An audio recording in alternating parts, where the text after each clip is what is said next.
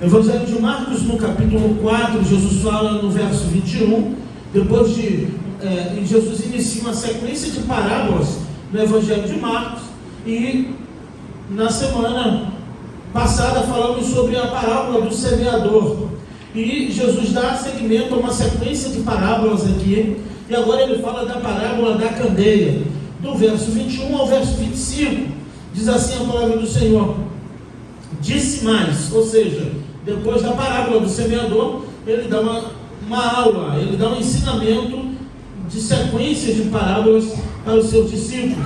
E então disse mais uma parábola: será que a candeia deve ser colocada debaixo da vasilha ou debaixo da cama? Não deve ser colocada no velador? Porque nada está encoberto que não seja manifesto, e nada foi escondido, senão para vir à luz. O 23. Se alguém tem ouvidos para ouvir, ouça. Também lhes disse: dai atenção ao que ouvi. Com a medida com que medis, também vos medirão, e ainda vos acrescentarão. Pois o que tem, mais lhe será dado, mas o que não tem, até o que tem lhe será tirado. Já ia orar de novo, o hábito. Oração nunca é demais. Irmãos, esse texto todos nós conhecemos. É um texto uma parábola que Jesus repete também em Lucas, no capítulo 8, a partir do verso 16, onde podemos ver claramente o Senhor ensinando seus discípulos sobre, de fato, aquilo que ele iria manifestar sobre ele mesmo. Aqui ele está fazendo uma alusão ao seu próprio ministério, à sua própria pessoa como Filho de Deus, que chegaria um momento que seria manifesto a todos. Ele estava se referindo aqui um momento da sua morte e ressurreição, onde tudo ficaria bem claro que ele é o Filho, e era, e hoje para nós também é, o Filho de Deus. Irmãos, nós como Igreja do Senhor nos reunimos, temos muitos anseios, necessidades. Sim, temos muitas coisas que carecemos da graça, da misericórdia do Senhor. Passamos por várias coisas na vida, quando não é uma necessidade de algo, de bens materiais, financeira, na saúde, mental, espiritual, tudo em uma pessoa só. Mas, meus irmãos, que não podemos perder de vista como Igreja do Senhor, qual é o propósito de estarmos reunidos e o propósito de estarmos aprendendo acerca da palavra do Senhor a respeito do ministério do próprio Senhor Jesus.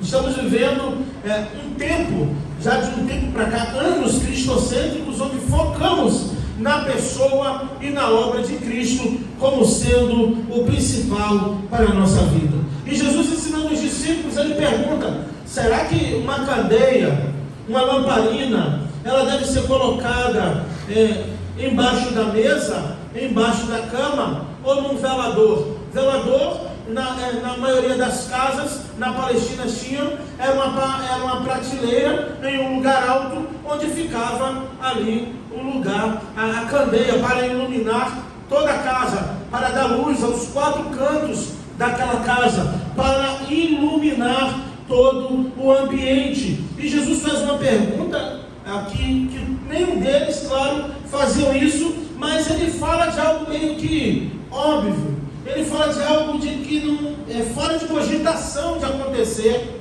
e que isso também não poderia acontecer com o Evangelho, nem com sua própria pessoa em nós.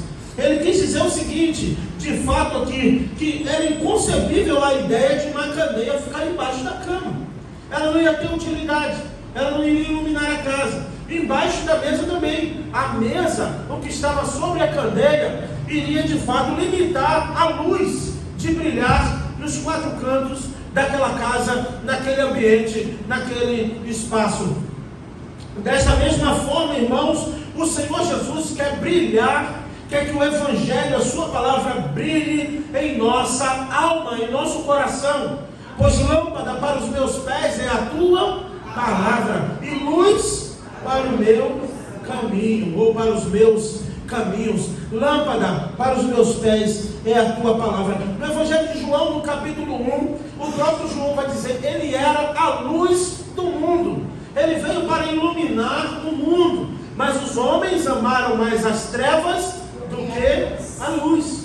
Os homens amaram as trevas do que a luz. Mas por que eles odiaram a luz? Porque a luz manifesta ou traz à tona, traz à luz as obras das trevas. Então, a luz manifesta o que está oculto. A luz manifesta toda a escuridão, e a luz de Jesus, a luz da sua palavra, como uma candeia, ilumina os quatro cantos da nossa alma, do nosso ser. Se é que tem quatro cantos, mas é só uma forma de dizer. Lembrando, e como se fôssemos uma casa, e sim, morada de Deus. Essa luz, que é o Evangelho, não pode ser colocada embaixo da cama, não pode ser colocada embaixo da mesa, tem que ser colocada no velador, ou seja, no lugar em que todos vejam. Todos vejam. Então, quando você chega numa casa, vamos falar aqui, contextualizando lâmpadas. A lâmpada ela é sempre no lugar mais alto da casa, e parece que quanto mais alto, mais espaço ela alcança para iluminar. Então você não vai chegar numa casa, se você chegar vai achar estranho, e que as lâmpadas estejam nas laterais, ou no chão, ou embaixo da mesa. A lâmpada é para, isso, em toda obra de arquitetura, em toda engenharia, nós podemos ver isso, que as lâmpadas, tudo aquilo que ilumina tem que ser colocado em um lugar onde todos possam ver. Quando chegamos em um lugar escuro, ou quando chegamos em casa à noite, que porventura a luz da sala está apagada, ou a luz da varanda, alguma coisa, a primeira coisa que a gente faz é procurar um lugar de acender a luz, para que possa iluminar todo o ambiente, para que a gente tenha a visão panorâmica de que chegamos ali em casa, está tudo no seu devido lugar. Alguns preferem deixar a luz acesa para parecer que tem gente, para a casa não ficar só, porque se ficar escura parece que não tem ninguém, e aí o ladrão gosta do escuro, ele pula o muro no escuro e ninguém vê, né? Então lá, eu ia dizer que eu tinha 3, 4 bate-velas, mas não tem mais, é só. Então tem lâmpada e tem cachorro para morder também, se a lâmpada não der jeito. Mas brincadeira à parte, irmãos, podemos ver claramente aquilo que Jesus diz aos seus discípulos. E detalhe, essa parábola ele diz apenas para os seus discípulos. É uma orientação de Jesus aos seus discípulos, pois no final, eu vou ler só o 34, eu vou chegar lá, mas só para justificar o porquê Jesus fala por parábola. No 34 ele diz: e não lhe ensinava senão sem usar parábolas, mas explicava tudo aos seus discípulos em particular. Não falava nada sem ser por parábolas. A multidão ouvindo, como na parábola do semeador, para que vendo não vejam, ouvindo não ouçam, não se arrependam e eu não os cure. Para alguns de fato não entenderem. Então Jesus, a maioria do seu ministério, a maioria do tempo, dos seus ensinamentos, sempre foram por parábolas ou por metáforas. E quando seus discípulos não entendiam, ele explicava depois, em particular aos seus discípulos, como se estivesse dizendo: a vocês pertence o reino dos céus. E a você, igreja, a você, meu irmão, minha irmã, pertence sim o reino dos céus. E graças a Deus temos hoje a liberdade também de poder ver essas palavras que foram ditas por Jesus há mais de 2.000 anos atrás, e podermos de fato meditar sobre elas. Será que uma cadeia deve ficar embaixo da cama ou embaixo da mesa? Não. Mas no velador, no lugar alto, para que todos possam ver. E aí eu faço uma pergunta de uma aplicação pessoal para você, e aí você não me responde. Se o Evangelho é luz, se a palavra do Senhor é lâmpada para os meus pés e luz para o meu caminho, Salmos 119, verso 105, o que você está fazendo com essa luz? O que você está fazendo com essa palavra? De fato, aí o diácono fala aqui, parece que a gente é fechamento, convidou os bolsos. Não dá nem tempo orar juntos direito para saber o que o MC ia dizer. Mas será de fato que quando as pessoas olham para nós, conseguem ver essa luz em um lugar alto? Emerson disse aqui, o diácono Emerson falou que ele meditou sobre isso, que nós somos a Bíblia que o mundo lê, que o vizinho lê, que as pessoas leem. Se a luz é para ser colocada num lugar alto, num velador, onde todos possam ver, será realmente que quando olham para você, quando teu vizinho olha para você, tua esposa, teu marido, teus filhos, no trabalho, na escola, conseguem ver de fato a luz de Jesus brilhando em você? Ou nesses momentos você joga debaixo da cama? Ou em certos grupos de relacionamento, ou em certos grupos de WhatsApp, ou em certos grupos, seja lá do que for, que o ser humano não consegue viver sem grupo, né? É difícil.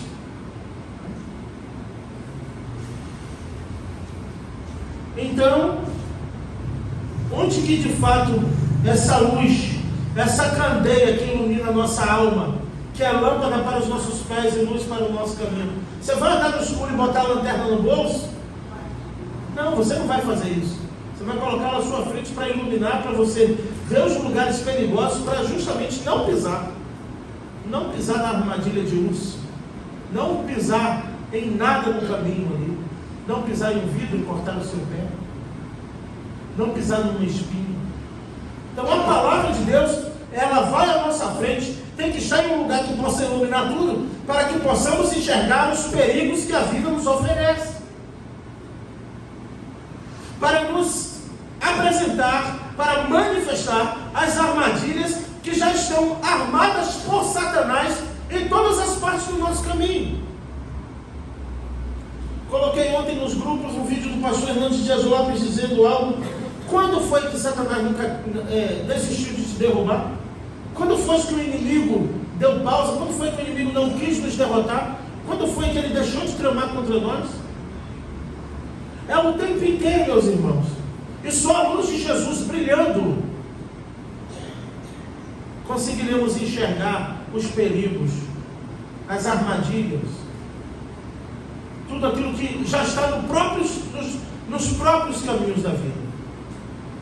Todos os perigos que uma estrada oferece precisa estar iluminada para que possamos enxergar e desviar desses perigos.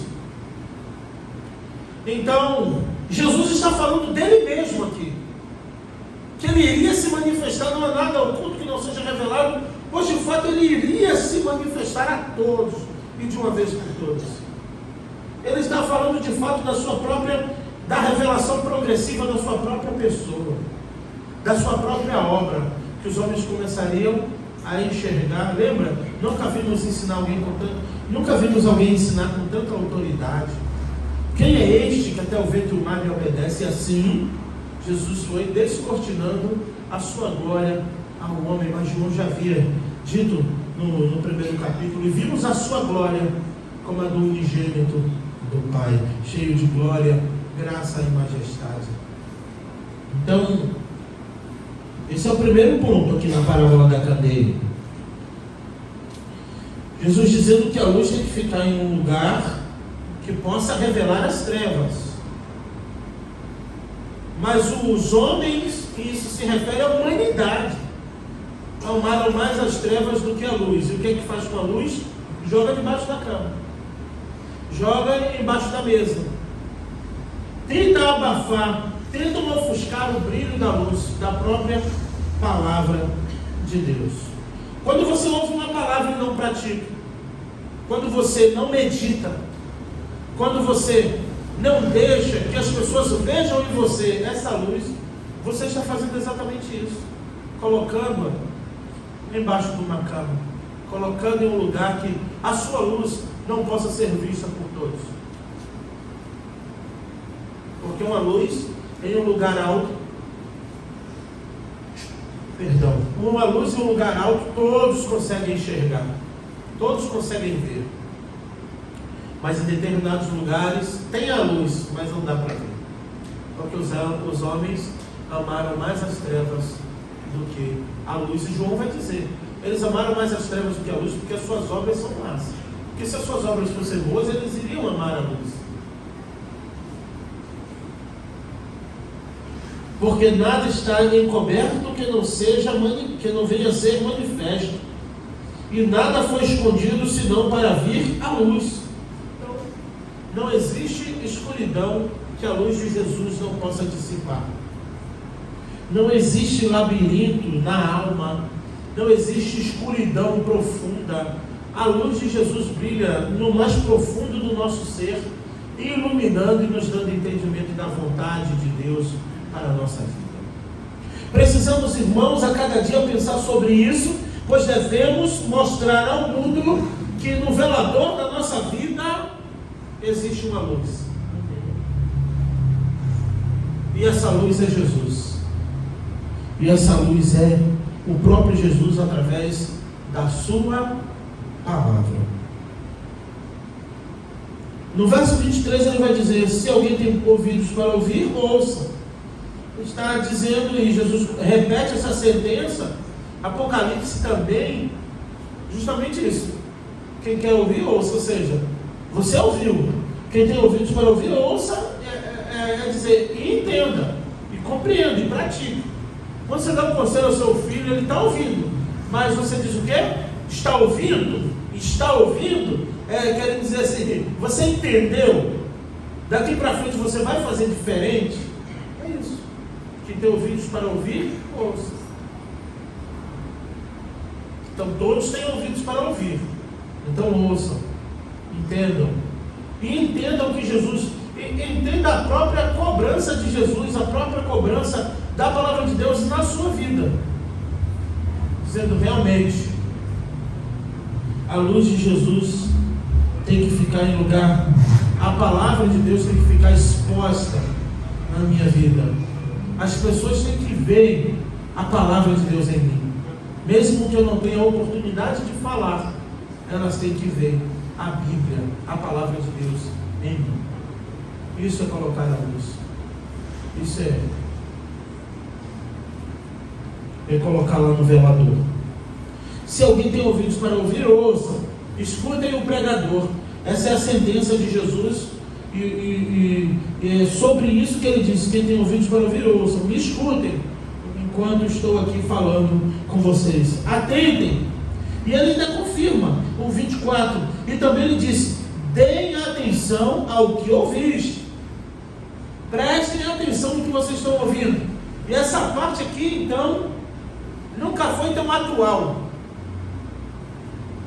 Com a medida que medis, também vos medirão e ainda acrescentarão.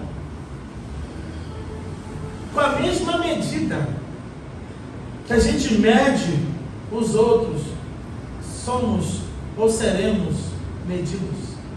E é triste. E ainda acrescentarão. Ainda fica pior. Já viu aquela pessoa? Não, você nunca viu essa pessoa, porque graças a Deus na PIB-CP também não existe. Os visitantes aqui já fiquem sabendo, tá? Tem um casal então, aqui não existe. Fala dos outros, mas quando fala de si, fica. Julga o filho dos outros, mas quando é com o céu é diferente. O dos outros é pecador, o dele é santo. O do outro não presta, o dele presta. O outro não presta, ele que presta. Ah, meu Deus. E quando sabe que alguém falou alguma coisa, ele inventou que ainda acrescentarão. Fica um arara, pastor Luiz. Fica cuspindo marimbondo. E às vezes eu penso, olha quem está preocupado. Então, da mesma forma, por isso que Jesus disse que se teus olhos forem bons, todo o teu corpo será luz. Se os teus olhos forem bons, todo o teu corpo será luz. Mas se teus olhos forem maus, quão treva densa há em ti. Trevas densas há em ti. Porque os olhos são maus. Porque já olha fazendo juízo de valor. Porque já tem um olhar acusador. Porque já tem um olhar negativo, pessimista para tudo. Porque os olhos são as janelas da alma. Então, como ele olha o mundo, ele acha que o mundo é. Mas às vezes as janelas da alma desse indivíduo pode estar embaçada pelo pecado, pelo orgulho, pela soberba, pelo egocentrismo, pelo egoísmo.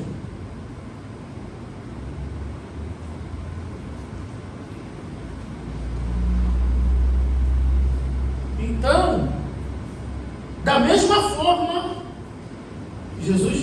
isso. Da mesma forma que vocês, da mesma forma que medis, vos hão de medir. E ainda vos acrescentarão.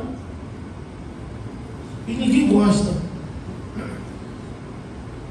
Mas tem pessoas que parecem que já andam com a régua no bolso. Estou usando aqui medir como se fosse uma régua, né?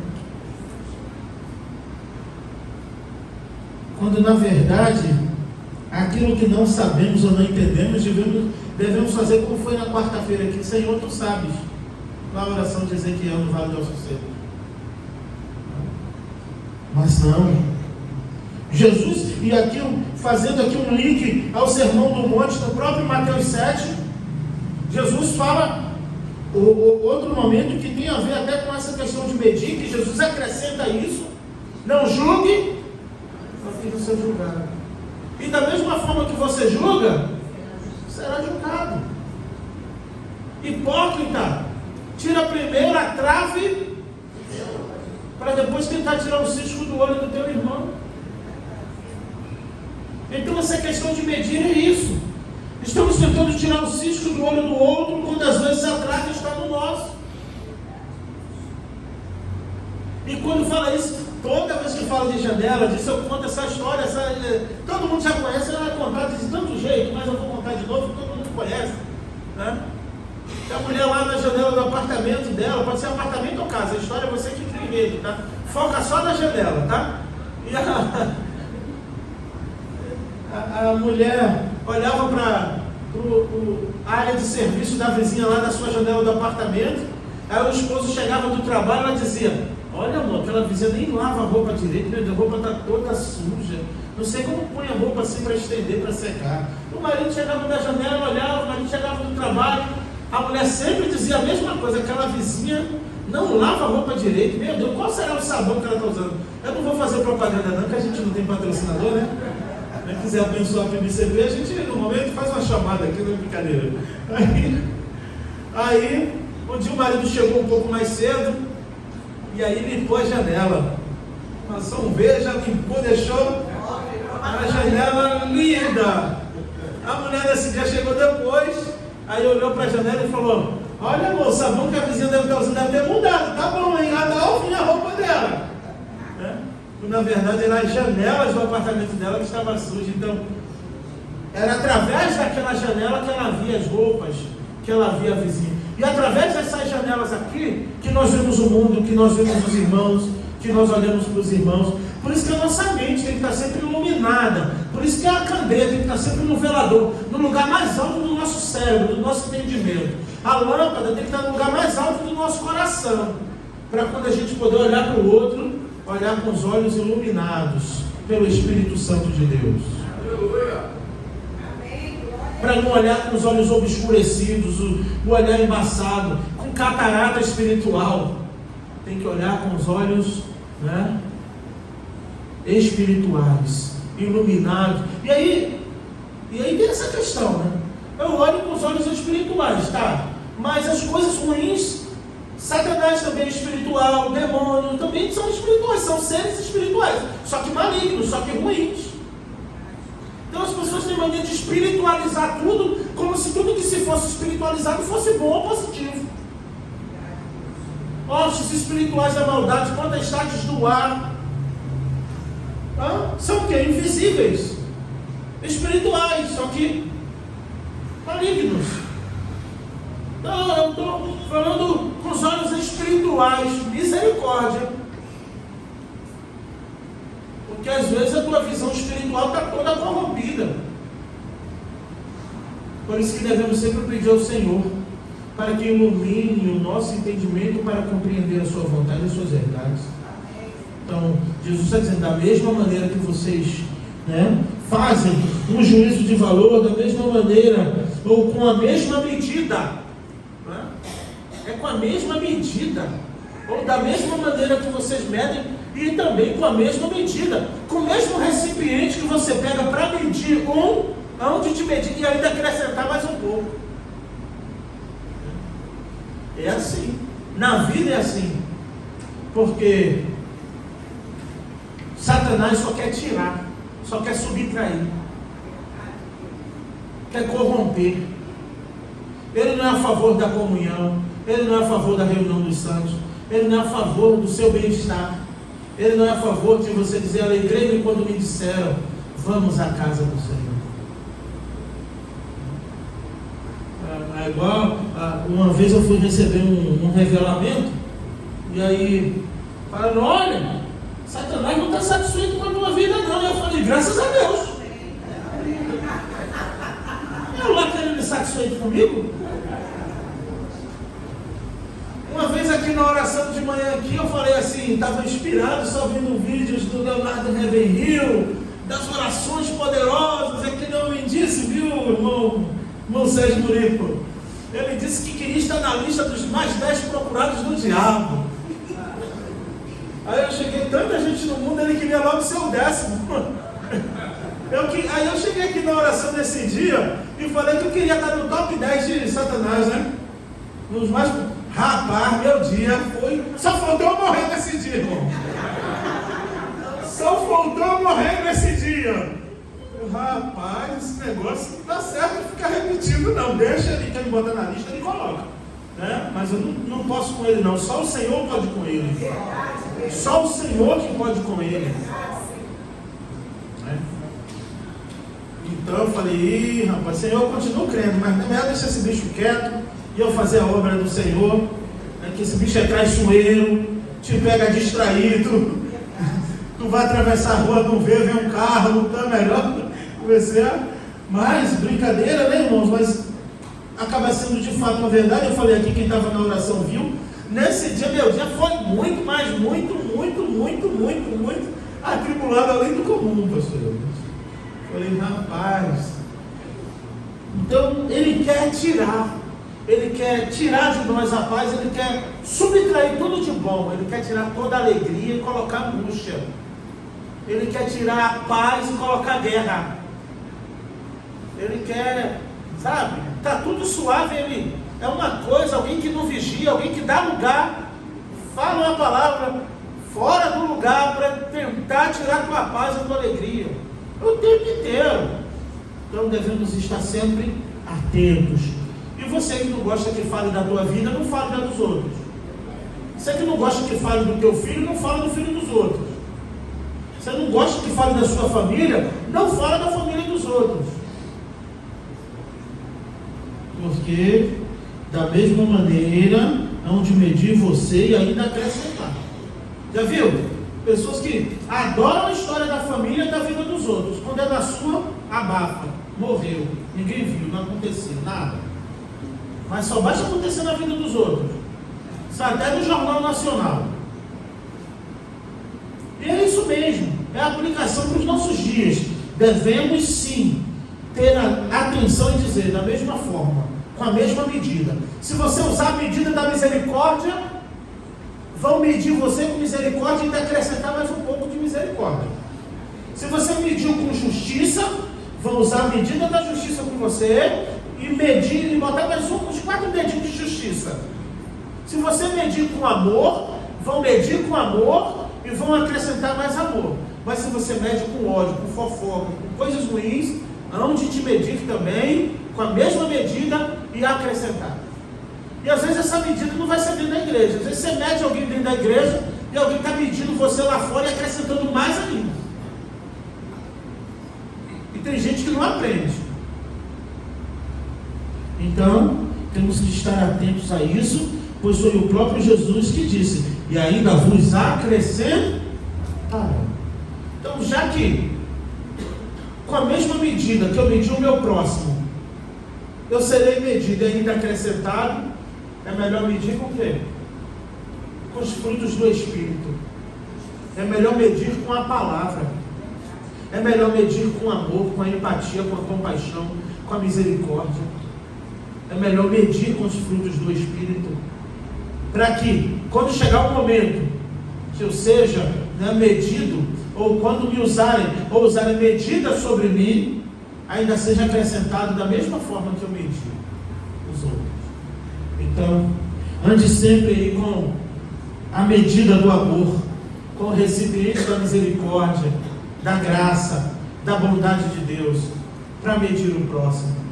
Porque quando medirem você, ainda vão acrescentar aquilo que você sempre mediu na vida dos outros. Amém?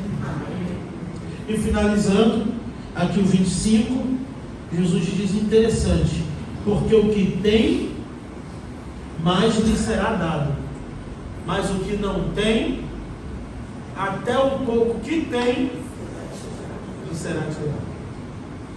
Ao que tem, lhe será dado. Parece injusto. Parece injusto. O que não tem, até o pouco que tem, lhe será tirado. Então vai tirar o nada do nada. Porque é infrutífero, não produz.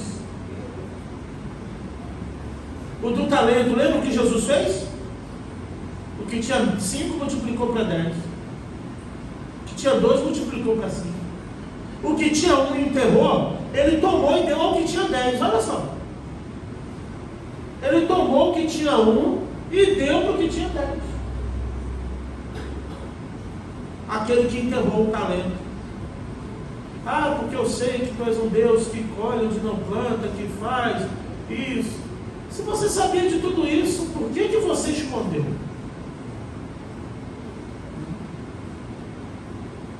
Então, aquele que tem, lhe será dado.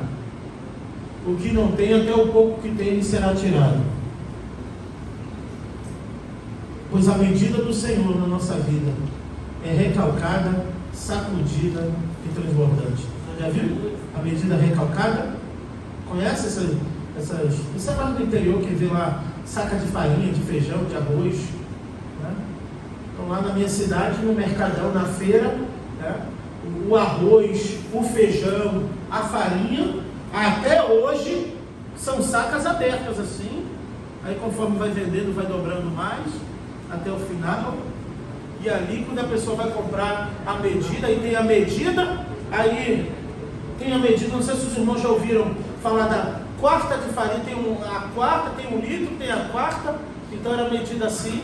Então, recalcada é porque coloca, bate para descer mais, né, irmã Maria? Irmã Maria Bispo sabe, lá na Feira de São Sebastião em São Paulo. Oi? Faz isso? Tem que dar aquela prensada, né? Então as bênçãos do Senhor na nossa vida é assim. O que o Senhor tem para nós é assim. É recalcado, ó. Sacudido, que é para assentar mais, né? Recalca, sacode e transborda. Você crê que as bênçãos do Senhor é assim na tua vida? Você crê que é isso que Deus tem para você? Diz assim, pastor, Deus ainda não me deu, mas é isso que Ele tem para mim e para você. Eu bem sei os pensamentos que tenho a respeito de vós, pensamento de paz e não de mal. O pensamento do Senhor é sempre bom, porque Ele é bom. É verdade, Deus. Então é recalcada, sacudida e transbordante. Eu sei que você não veio buscar uma bênção, sei que você não veio buscar a teologia da prosperidade, você não veio buscar aqui nessa manhã algo cair do céu aqui, material para você, mas saiba que na presença do Senhor as bênçãos são recalcadas, sacudidas e transbordantes. Que assim seja o teu dia, seja a tua semana, seja o dia de hoje na tua vida. Sinta na sua vida espiritual, porque aquele que não tem, irmãos, até um pouco que tem, será tirado. a viúva disse para Eliseu, só tem um pouquinho, lembra? Um pouquinho de azeite, isso aqui foi o fato agora que veio, isso não estava combinado não. Um pouquinho de azeite, um pouquinho de farinha na panela, para que eu e meu filho, nós iremos comer. Ela disse o que para o profeta Elias? Comer e amanhã morrer, porque só tem a comida de hoje. Então a gente vai comer e morrer. Aí Eliseu diz, já que vai morrer amanhã, antecipa o negócio, né? Se tu fizer para mim, olha o que o profeta diz, se tu fizer para mim, não te faltará farinha na panela e azeite na botija. Ela acreditou, ela fez, e enquanto o profeta estava lá, não faltou farinha na panela, nem azeite na botija daquela mulher, porque as bênçãos do Senhor enriquecem e não acrescentam dores. É recalcada, sacudida e transbordante. Então, aquele que tem, lhe será dado, e o que não tem, já viu? Você tem pouco. Aí ele diz, eu não tenho. Mas tem gente que do pouco compartilha um pouco e Deus faz muito. E o que diz que não tem, até o pouco que tem, ele será tirado. Aprenda a abençoar para ser abençoado. Amém? Que Deus te abençoe nessa manhã, em nome de Jesus. Obrigado, Senhor.